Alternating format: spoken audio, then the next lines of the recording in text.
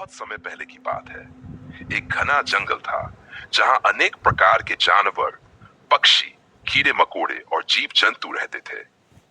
उस जंगल का राजा था एक विशालकाय, ताकतवर और रौबदार शेर जिसका नाम था राजवंश। राजवंश का दहाड़ना ही काफी होता था जंगल के बाकी जानवरों को डराने के लिए। उसके सामने कोई भी जानवर सिर उठाकर बात नहीं करता था। सब उसकी ताकत और गुस्से से डरते थे। राजवंश के पास सब कुछ था, सत्ता, शक्ति, सम्मान, पर एक चीज की कमी थी। कोई भी जानवर उससे दिल से दोस्ती नहीं करता था।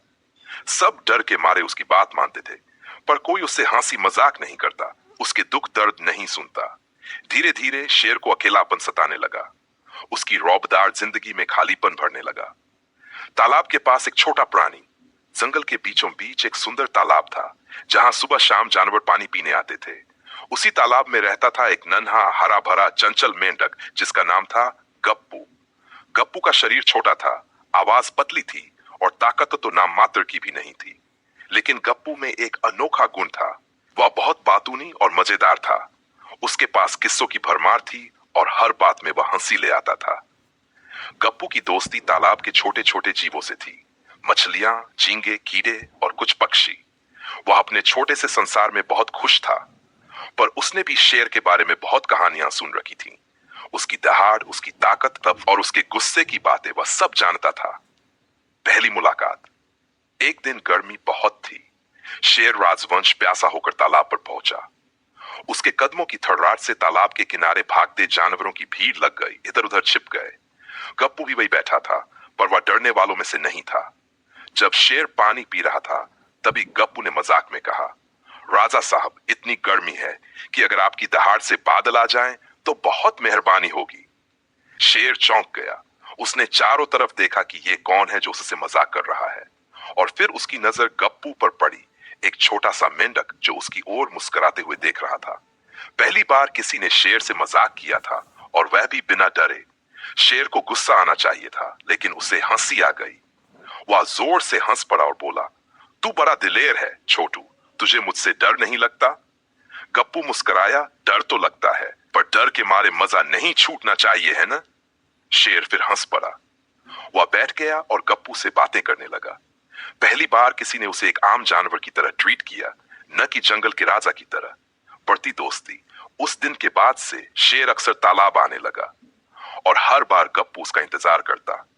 वे दोनों मिलकर बातें करते, कहानियां सुनते और कभी कभी हंसी मजाक भी करते। धीरे धीरे एक गहरी दोस्ती पनपने लगी। गप्पू की बातें शेर को हल्का कर देती। वह उससे अपने मन की बातें करता, दुख और अकेलेपन की बात करता, और गप्पू उसे सलाह देता, हंसाता और कहता, राजा हो या रंग, सबको दोस्त चाहिए।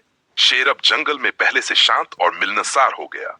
वह बाकी जानवरों से भी धीरे धीरे अच्छे से पेश आने लगा। सब जानवर आश्चर्यचकित थे कि यह बदलाव कैसे आया। जंगल की प्रतिक्रिया। जब जानवरों को शेर और मेंढक की दोस्ती का पता चला, तो पहले तो सब हंसे। एक ताकतवर शेर और एक छोटा मेंढक, ये कैसे संभव है? कुछ जानवरों ने मजाक उड़ाया, तो कुछ ने जलन में बातें बनाई। एक दिन बंदरों का एक समूह गप्पू के पास आया और बोला, तू क्या सोचता है?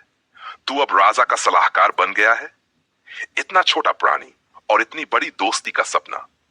गप्पू ने शांत स्वर में कहा, मैं राजा का सलाहकार नहीं, उसका दोस्त हूं, और दोस्ती के लिए ना ऊंच नीच देखी जाती है, ना आकार।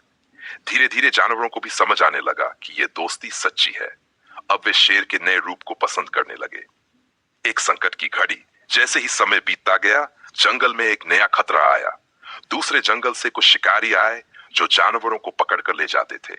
एक रात जब सब सो रहे थे, तभी गप्पू को एक शिकारी ने पकड़ लिया।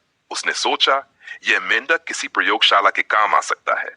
गप्पू की चीख किसी को सुनाई नहीं दी, लेकिन शेर को कुछ अजीब महसूस हुआ। जब वह सुबह तालाब पर पहुंचा और गप्पू नहीं मिला, तो उसे चिंता हुई। उसने जंगल छान मारा और आखिरकार शिकारी के कैंप तक पहुंचा। शेर ने दहाड़ मारी, जिससे शिकारी डर कर भाग गए। उसने गप्पू को बचाया और पीठ पर बैठाकर वापस तालाब लाया। गप्पू बहुत भावुक हो गया। उसकी आंखों में आंसू थे। राजा साहब, आपने मेरी जान बचाई, उसने कहा। राजवंश मुस्कुराया, मैंने अपने दोस्त को बचाया है। एक सच्चा दोस्त कभी किसी को अकेला नहीं छोड़ता। अंत में एक नई शुरुआत।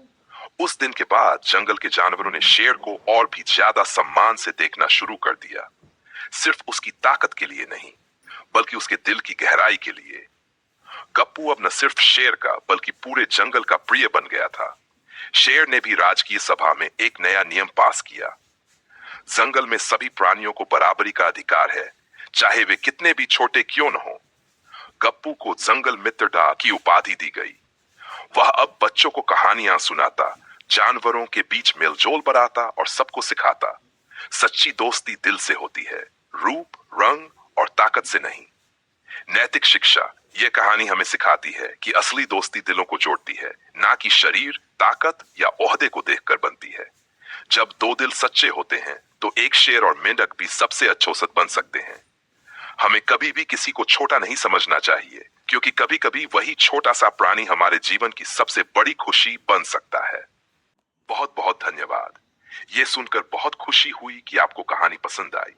लाइक एंड सब्सक्राइब आपकी तरफ से सबसे प्यारा इनाम है, दिल से स्वीकारी गई दोस्ती जैसा। अगर अगली बार किसी और जानवर की दोस्ती की कहानी या कोई दूसरी कल्पनात्मक दुनिया में जाना हो तो बस बताइए, मैं तैयार हूं।